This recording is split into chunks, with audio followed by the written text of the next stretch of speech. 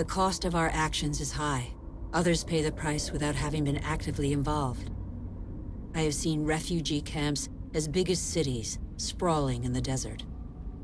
How many men, women, and children will be left by the wayside tomorrow? Must we always build walls to break the chain of human solidarity, separate peoples, and protect the happiness of some from the misery of others? It's too late to be a pessimist.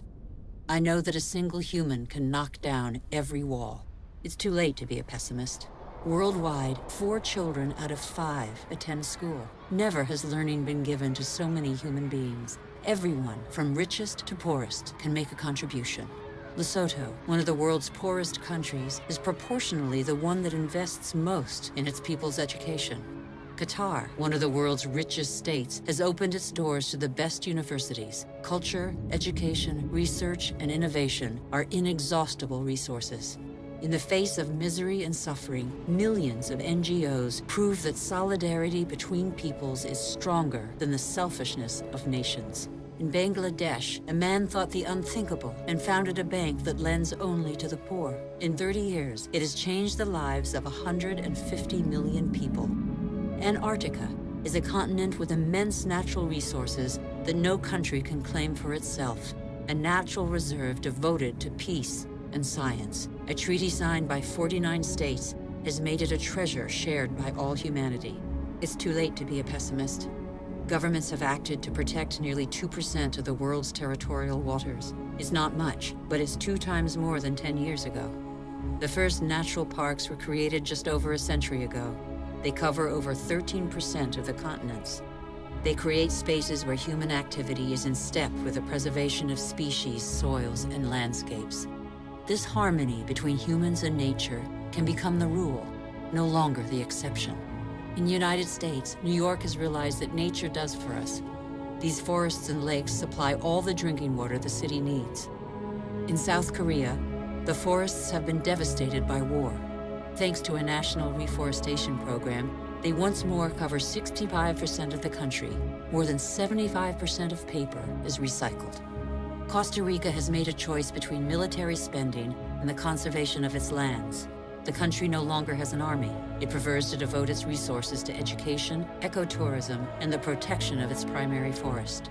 Gabon is one of the world's leading producers of wood. It enforces selective logging, not more than 1 tree every hectare. Its forests are one of the country's most important economic resources, but they have the time to regenerate. Programs exist that guarantee sustainable forest management. They must become mandatory. For consumers and producers, justice is an opportunity to be seized.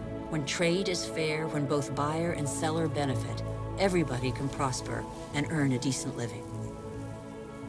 How can there be justice and equity between people whose only tools are their hands and those who harvest their crops with a machine and state subsidies? Let's be responsible consumers. Think about what we buy. It's too late to be a pessimist. I've seen agriculture on a human scale.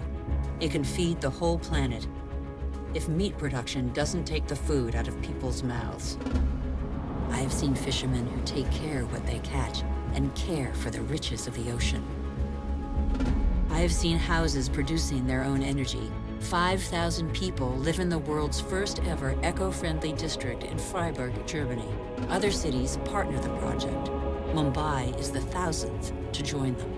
The governments of New Zealand, Iceland, Austria, Sweden, and other nations have made the development of renewable energy sources a top priority. I know that 80% of the energy we consume comes from fossil energy sources. Every week, 2 new coal-fired generating plants are built in China alone.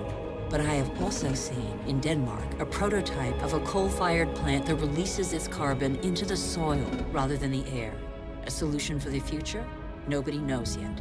I have seen in Iceland an electricity plant powered by the Earth's heat, geothermal power. I have seen a sea snake lying on the swell to absorb the energy of the waves and produce electricity.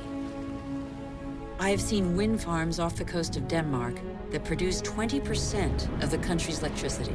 The USA, China, India, Germany, and Spain are the biggest investors in renewable energy. They have already created over 2.5 million jobs. Where on earth doesn't the wind blow?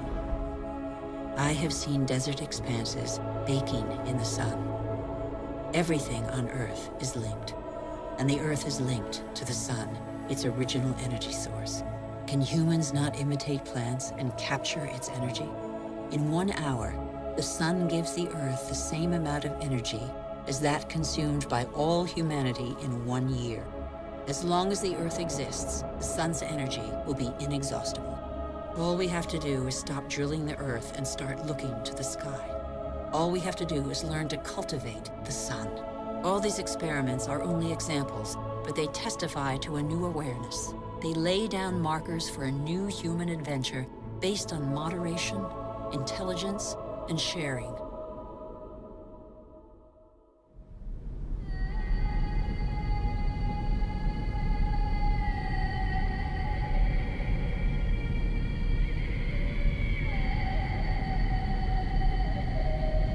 It's time to come together. What's important is not what's gone, but what remains. We still have half the world's forests, thousands of rivers, lakes, and glaciers, and thousands of thriving species.